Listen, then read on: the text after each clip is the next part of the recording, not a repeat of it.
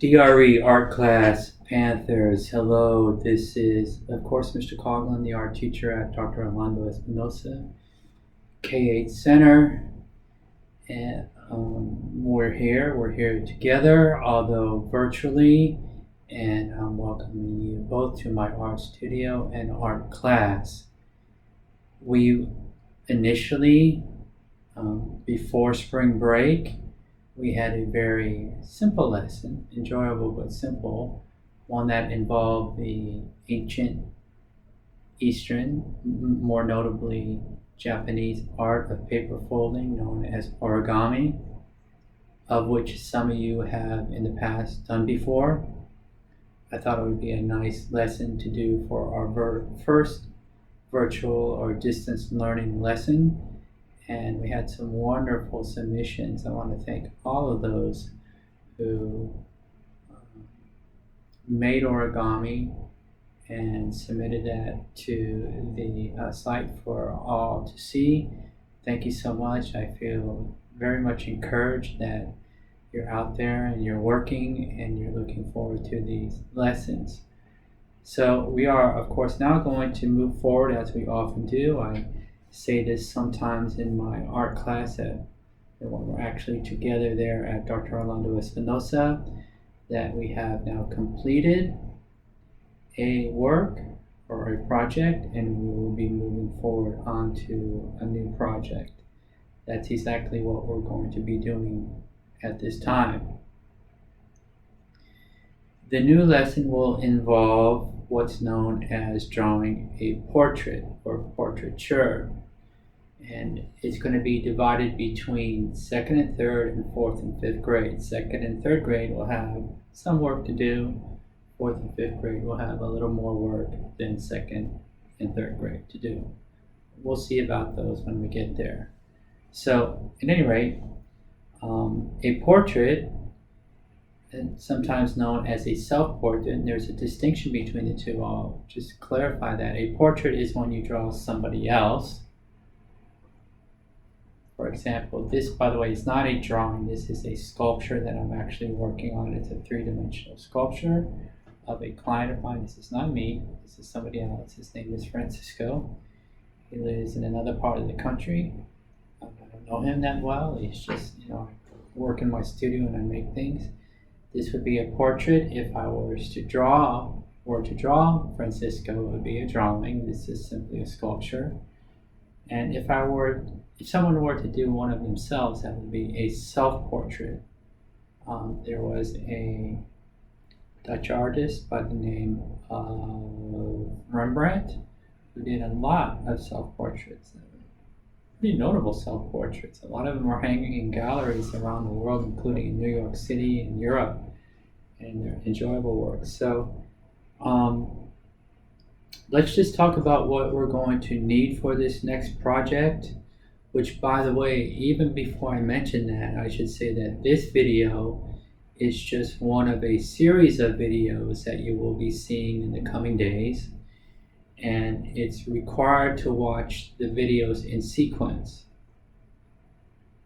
You can watch the first one, and the second one, and the third one, and the fourth one, and so forth, in order to understand how the nature of the lesson or how to draw a portrait is done by an artist.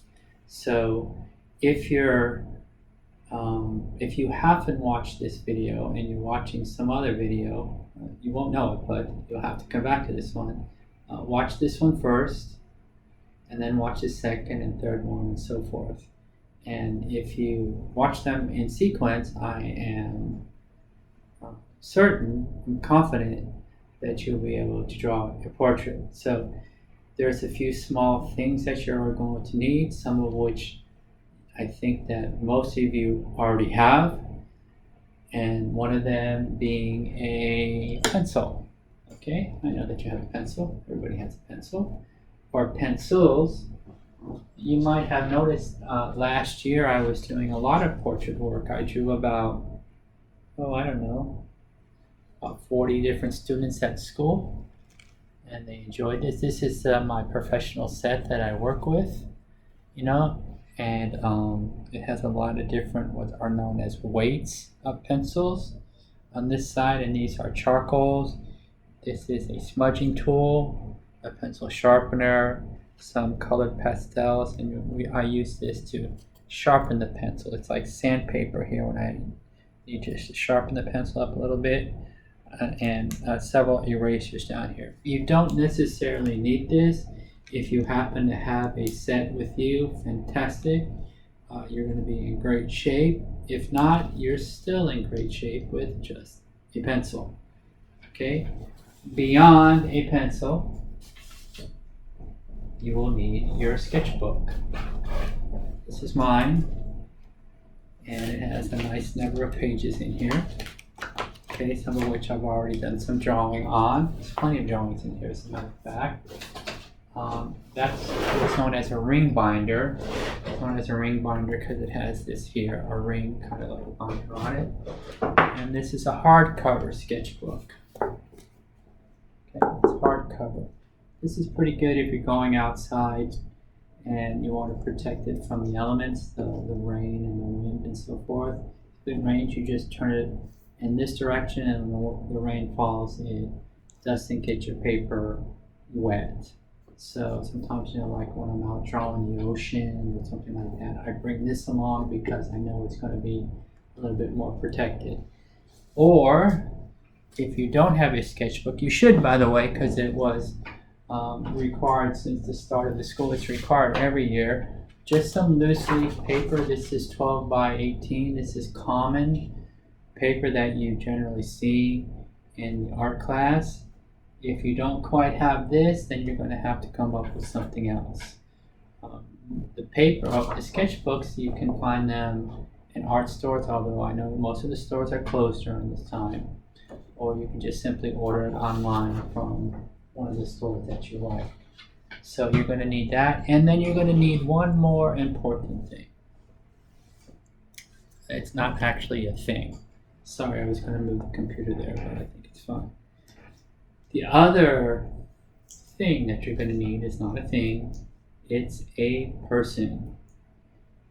And most likely the person that you are going to be drawing, in fact, I request of all of you to draw, will be one of your parents, your father or your mother.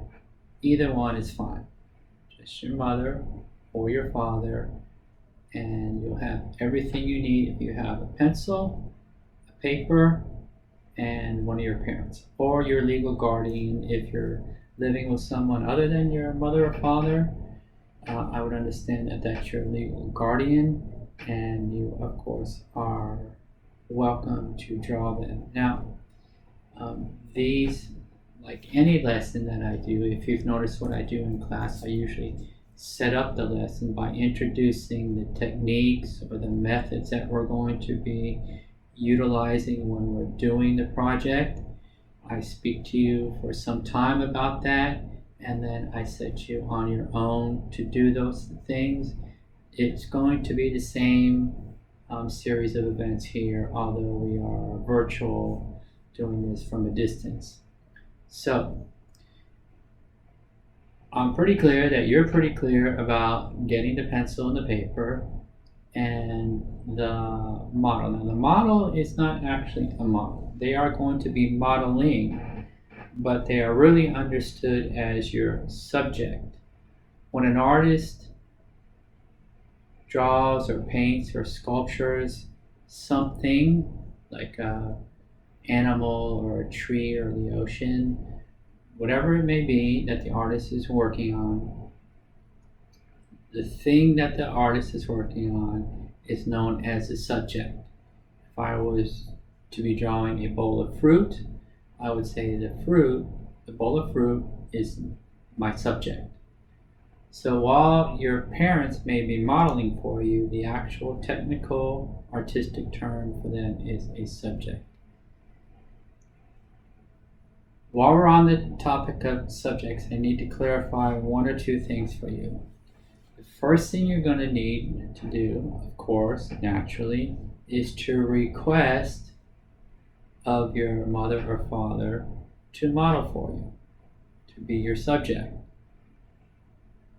and upon their agreement, you can begin. Now, it is up to you to make sure that your subject is comfortable during the time that you are drawing them, which means they're welcome to have something that they can keep themselves entertained with, maybe their phone or a book or watching television. If they want to have a glass of water so they're not thirsty during the time you're drawing them or something like that, that's perfectly fine.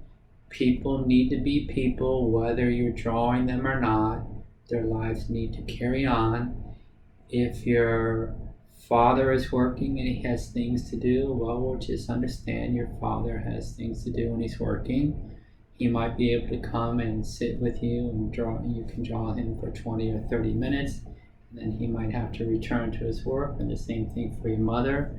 If she's doing something online, working, or whatever other things your mother does around the house, she might have to do those things. But just work with your model and make sure, first of all, that they are comfortable. Once they're comfortable, then you can begin your drawing. Now, let's talk about how to begin your drawing, and then we'll move on to the next lesson in the next video. When you set your model, when you put your model in a setting, what you need to do is have light coming, the light source. In my particular case, my light is overhead, okay? You might be able to notice that the light is reflecting off of me somewhat from over my head. What you would more likely need to do is have the light from your model, from your subject, be positioned at one side. Meaning, you can take a chair and put it next to a light, not immediately next to the light, not like 2 feet away, maybe 4 or 5 feet away, or a window that's 4 or 5 feet away, something of that nature, depending on how bright the sun is at the moment. If you're doing this during the day time, at night, the sun's not out. It's out, it's just on the other side of the world. But in that case, if you're doing something at night, you'll need a light. The same applies for a light. Just put the light at a nice distance away. And on the other side, what's known as reflective light, you want to minimize that. You might put them next to a dark wall, or put something next to them, like a blanket that has a dark color, or just a shirt, so that not too much light reflects off of them. And the reason for that is because once you put light on one side of the face and the other side of the face is somewhat in shadow, it will show the contours of the face, and it's easier to draw that. If you remember some of the drawings that I did of some of the students at DRE, if you remember how my desk is at work, my desk is here in front of me, not my desk that I have my computer on, but the other desk where I had them, the students working with me. And then the big windows are over there on the other side of the classroom, what would be to my left side of the classroom. So the model is sitting, the subject is sitting across from me, and the light is coming from one direction on them, and I would draw them during the time that they were sitting in there, and they really liked it. I still, by the way, have some of those drawings. They're really nice. I'd like to do some more too. More so, however, I'd like you to learn this process. So this lesson is going to apply from 2nd to 5th grade. Of course, the upper grade levels, 4th and 5th, will have a few extra things to do that I can speak to you about here shortly. But between now and the next video, you're just going to need to get your materials together and speak with your parents. They should or could or can watch this video with you, and they will understand what it is that you need to do and get. And let's see if perhaps your father or your mother or your legal guardian is willing to sit for you. Now keep in mind, they might be sitting for 20 minutes, 30 minutes, maybe an hour or more if you feel very enthused You're probably not going to do all of the work at one time. I suggest, as a matter of fact, that you don't. You have your model sit for a while, your subject sit for a while. You draw them in this, following the steps that I tell you, that I'm going to be teaching you, and then take a break for a while, or the next day. They come back, they sit in the same place, in the same chair, in the same location, and you pick up where you left off so that they're not in the same place for too long of a time. That makes them, again, more comfortable, which is like your primary consideration when you're working with another person, to make sure that they're comfortable at all times. So, okay, speak with your parents. I hope they will enjoy working with you. See if one of them will model for you and become your subject, and follow this series of videos. And once you do that, you will be able to draw a really nice portrait of a person in realism. A lot more, I think, a lot better than perhaps you think that you can do. So, okay, DRE Panthers, Mr. Coughlin's art class, I wish you all the best. Ciao, until next time. I look forward to seeing you and working with you and seeing what you create.